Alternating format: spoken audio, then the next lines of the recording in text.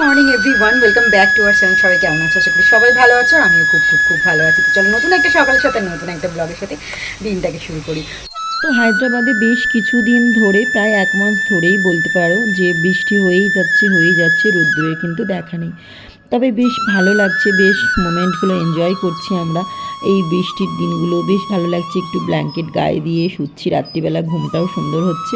আর সকালবেলা ওঠার পরে সুন্দর একটা আমেজ, ঠান্ডা ঠান্ডা, বেশ ভালোই লাগছে। কিন্তু আমাদের হয়তো ভালো লাগছে, কিন্তু রাস্তাঘাটে অনেক গরিব দুঃখ থাকে, তারা কিন্তু খুব কষ্ট পাচ্ছে এই বৃষ্টির দিনগুলোতে। তারা হয়তো ভিজে যাচ্ছে, তাদের শোয়ার জায়গা থাকছে না। তাদের তো আছেই রাস্তার কুকুরগুলো, তারাও থাকার জায়গা পাচ্ছে না। আমাদের মতো মানুষের কাছে যতটা আনন্দের বৃষ্টির দিনগুলো, ততটাই কষ্টকর কিন্তু এই পশু পাখি এদের জন্য। আর রাস্তাঘাটে যত মানুষ থাকে তাদের জন্য কিন্তু খুব কষ্টকর। যারা বাইরে ভিজে ভিজে কাজ করতে হয়, ঘুরে ঘুরে কাজ করে, তার জন্য ভিজতেও হয়, পুরো ভিজে ভিজেই তাদের কাজ করতে হয় ধরতে গেলে বলা যায়। তো তাদের জন্য কিন্তু খুব কষ্টকর। তাই কারোর কাছে কোনো জিনিসটা সুখের হলে সেই জিনিসটা অন্যজনের কাছে দুঃখের হতেই পারে। তো সেটাই হচ্ছে ব্যাপার। তো সেটা ভেবেও খারাপ লাগে যে তাদের কষ্ট হচ্ছে বৃষ্টির দিনগুলোতে। গাছগুলো কিন্তু ভারী খুশি হয়ে থাকে বৃষ্টি হলে, না ওরা যেন একদম খিলখিলিয়ে হাসতে থাকে আর একদম সতেজ লাগে। আর সত্যি কথা বলতে বৃষ্টির সময় গাছগুলোকে দেখতে আমার ভীষণ ভালো লাগে। আর গাছের দেখো চারিদিকটা কেমনভাবে মানে পাতায় পুরো ভরে গেছে। এটা কারি পাতা গাছটা যে ছিল সেটা ওই কাটিং করার পরে এত সুন্দর হয়েছে। পুরো কেটে ছোট হাফ করে দিয়েছিলাম ওটার, আর ওটারই ডান্ডিগুলোকে আমি গাছের গোড়ায় গোড়ায় গুঁজে দিয়েছি, যেহেতু শক্ত ছিল ডান্ডিগুলো। আর এই প্ল্যান্টসগুলো তোমরা আমার দেখেছো, পাশে একটা লজ্জাবতী আছে, ছোট্ট মতো, বেশ বড় হয়ে উঠেছে। ছোট্ট একটা লজ্জাবতী এনেছিলাম, তো দেখলাম টবে লাগানোর পরেই সুন্দরভাবে বেড়ে উঠেছে। আর এই লিপস্টিক গাছটাকে তো তোমরা অনেক আগেই দেখেছো। আর এখানে রয়েছে নয়নতারা, কারি পাতা, তারপরে একটা মানি প্ল্যান্টের ভ্যারাইটি রয়েছে, আর একটা বরবেছারা কাজে যাবে বলে ভাবছে যে, আর এদিকে বৃষ্টি তো ঝরেই যাচ্ছে, তো ভাবলো বৃষ্টিটা একটু থামলে যাবে, নাহলে রেনকোট পরেই অগত্যা যেতে হবে। তো চলে গেল কাজে। আর তারপরে আমি রান্নাঘরে এলাম আর ব্যালকনির গাছগুলো একটু দেখছিলাম বৃষ্টিতে কেমন ভিজেছে। আর গোড়াগুলোয় না এত পরিমাণে জল জমে যাচ্ছে, আর বেরোচ্ছেও না মানে জলগুলো। এই হচ্ছে ব্যাপার, প্রতিদিন বৃষ্টিতে না গাছ যেন আমার মনে হচ্ছে আরও নষ্ট হয়ে যাচ্ছে। এদিকে সতেজ লাগলেও মানে এদিকটা না ব্যালকনিতে ভীষণ পরিমাণে জল আসে, এই ভেতরের ব্যালকনিটাতে। তার ফলে গাছগুলো নষ্ট হয়ে যাচ্ছে, চন্দ্রমল্লিকা গাছগুলো বিশেষ করে নষ্ট হয়ে যাচ্ছে। আর এই জবা গাছটা দেখছো 3টে 4টে করে ফুল হচ্ছে প্রতিদিন, এটাকে না লক্ষ্মী জবা বলা হয়। এগুলো ছোট ছোট জবা হয়, আর এর কালারগুলোই এরকম। তো এই লক্ষ্মী জবা গাছে সারা বছর তুমি ফুল পাবে। একজন অতিথি এসেছে, তাদের কদিন পরে তাকে ছেড়ে দেবো, তো তাকে একবার দেখিয়ে নিই, তারপরে পুরো স্টোরিটা বলছি। যে পায়রাটাকে দেখতে পাচ্ছ আমি এনে রেখেছি, কালকে সকালেই একে আনা হয়েছে। ডাল আর জল এখানে দেওয়া রয়েছে, যদিও সেরকমভাবে খাচ্ছে না, খালি ফেলছে নিচে। এই যে আমি সকালবেলায় পুরো এখানটা ঝাঁট দিয়ে ভালো করে, গোপার দিয়ে টানলে না এখানটা পুরো হয় না, মাটি মাটি থাকে, তো একটু ঘষে দিলে হয়। তো সেজন্য ভালো করে ঝাঁটা দিয়ে ঘষে জল ঠল ধুয়ে দিয়েছি। সকালে নিয়ে চলে গেছে স্কুলে, আর আমি একটু ব্যালকনিতে আসলাম, বাইরে ব্যালকনিটা দেখলাম, কারণ বৃষ্টি হচ্ছে, বেশ ভালো লাগছে সকালবেলার বৃষ্টিটা দেখতে। আর এখানে পাখিটা এই যে দেখতে পাচ্ছ, এর স্টোরিটা আমি তোমাদের বলি চলো। এখানে যে জানলাটা দেখতে পাচ্ছ সামনেই দেখা যাচ্ছে, এই যে, তো এর ওপর থেকে না ঘুড়ি সুতো একটা পড়েছিল ওখানে, তো ওটার মধ্যে আটকে ওর ডানাটা পুরো ঝুলছিল। বৃহস্পতিবার দিনকে যখন আমি ব্যালকনিতে সন্ধ্যেবেলা ঠাকুরের বাসন ধুতে আসি, সেই সময় দেখছি পায়রাটা ঝুলছে। তো আমি ভাবলাম হঠাৎ এরকম ঝুলছে কেন, তারপর দেখলাম মরে গেছে নাকি পায়রাটা। তারপর দেখছি না, মাথাটা একবার করে তুলছে আর একবার করে আবার শুয়ে পড়ছে। আর নিয়ে এরমভাবে ঝুলছিল, পায়ের মধ্যে পাখনার মধ্যে আটকে গেছিলো, ঠিক টেরা খেঁচা হয়ে মানে আর কি ঝুলছিল। তো খুব খারাপ লাগছিল আমার। তো চেষ্টা করলাম অনেকবার ওকে বাঁচাবার, কিন্তু ওই জায়গাটা থেকে না অনেক ডিস্টেন্স, তো অনেকটা এখান থেকে যদিও মনে হচ্ছে কাছে, কিন্তু অনেকটা দূরে। তো নিচে যেহেতু ফাঁকা একটা জায়গা রয়েছে আমাদের পেছনটায়, তো গাড়ি ফাড়ি রাখার জন্য আর কি, তো ওইখানটা থেকে ঢুকে আমি একটা ধাপি মতো আছে উঠে না চেষ্টা করেছিলাম এই যে এই রডটা দিয়ে, রডটা ছিল ব্যালকনিতে, যেটা পাইপ আর কি ঠিক করার, সেই পাইপটা রয়ে গেছে, লোহার পাইপটা কেটে রাখাই ছিল।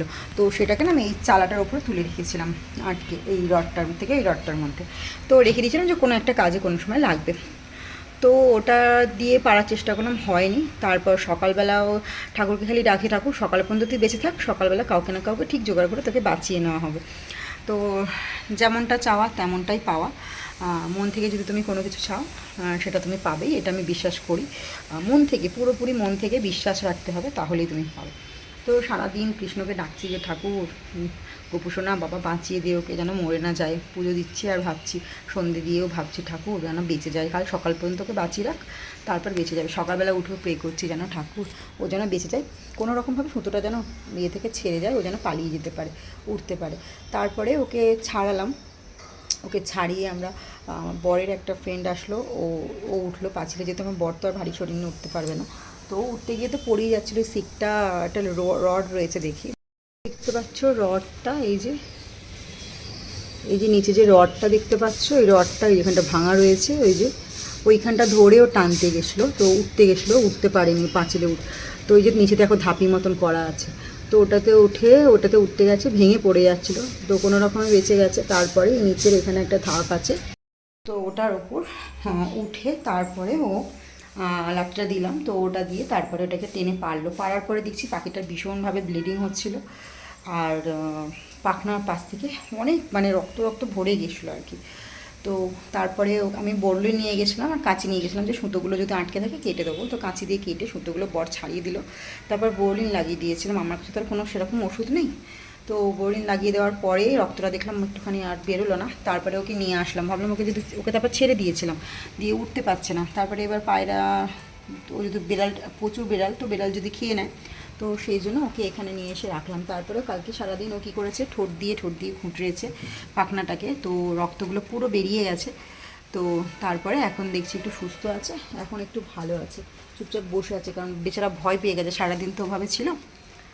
তো সেই জন্য আর কি ওকে এখন রেখে দিয়েছি, 2-1 দিন যাক, 2-3 দিন গেলে তারপরে ওকে সুস্থ হয়ে গেলে ওকে ছেড়ে দেবো, কারণ পায়রাকে তো আর খাঁচায় আটকে রাখা যায় না, আর ওরও কষ্ট হবে, তাই ও একটু উঠতে পারলে ওকে ছেড়ে দেওয়া হবে। হচ্ছে চারিদিকটা কেমন একটা অন্ধকার হয়ে আছে, যে পর্দা টর্দাগুলো সরানো হয়নি, কারণ ঠান্ডা একটা হাওয়া দিচ্ছিল, যদি একটু সরাতে হয়, কারণ একটু হাওয়া বাতাসটা পাস হয়ে যায় আর কি, তো সেই জন্য।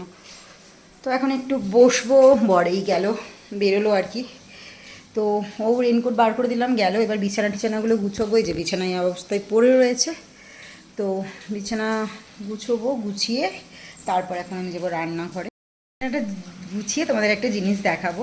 তো চলো বিছানাটাকে গুছিয়ে নিই, তারপর তোমাদের সাথে কথা বলছি।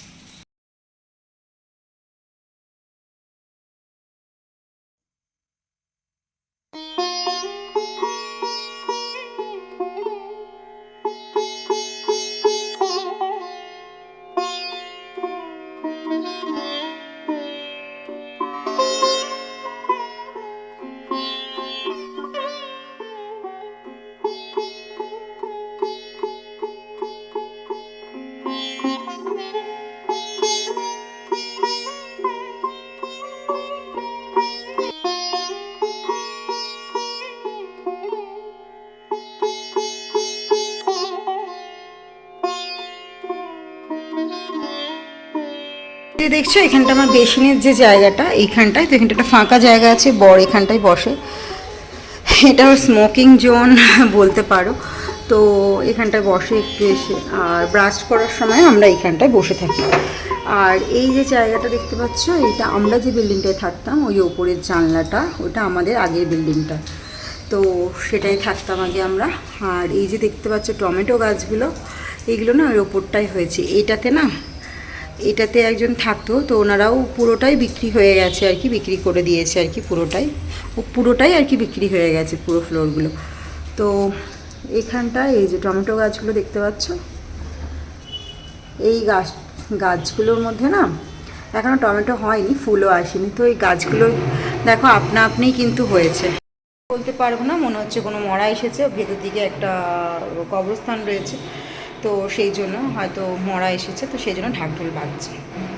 তো ভিডিওটা আজকে এই পর্যন্ত, সকলে ভালো থেকো, সুস্থ থেকো, দেখা হচ্ছে আবার একটা নতুন ভিডিওর সঙ্গে, আবার অন্য একদিন। তো চলো আজকের মতো টাটা, সকলে ভালো থেকো এবং সুস্থ থেকো, টাটা।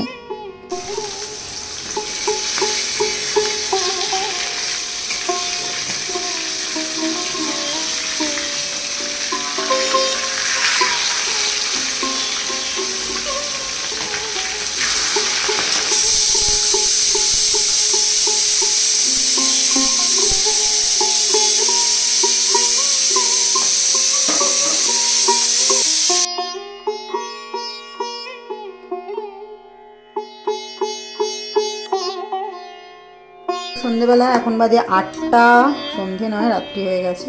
বর এসে রুটি খাবে, তাই আটাটা মাখছি। আর ওখানে আলু কেটেছে, যে ভাজা হবে। প্রচুর তরকারি, মাছের ঝাল সব রয়েছে, এটা বার করেছি বেলবো বলে। আজকে আমার ঢপিকে এইখানে পড়তে বসিয়েছি, এই যে আমি রান্না করবো আর ওখানে পড়বে। এখন ব্রেক হচ্ছে 5 মিনিটের, 5 মিনিটের ব্রেকে আধ ঘন্টা চলে যাবে। আর পড়তে বসলে আধ ঘন্টার জায়গায় 5 মিনিট হবে। সব মিথ্যে কথা। মিথ্যে কথা না, সত্যি কথা। তুমি বইয়ের উপর উঠে যাচ্ছ মাগু। মিথ্যে কথা না, সত্যি কথা। মিথ্যে কথা, সত্যি কথা। মিথ্যে কথা।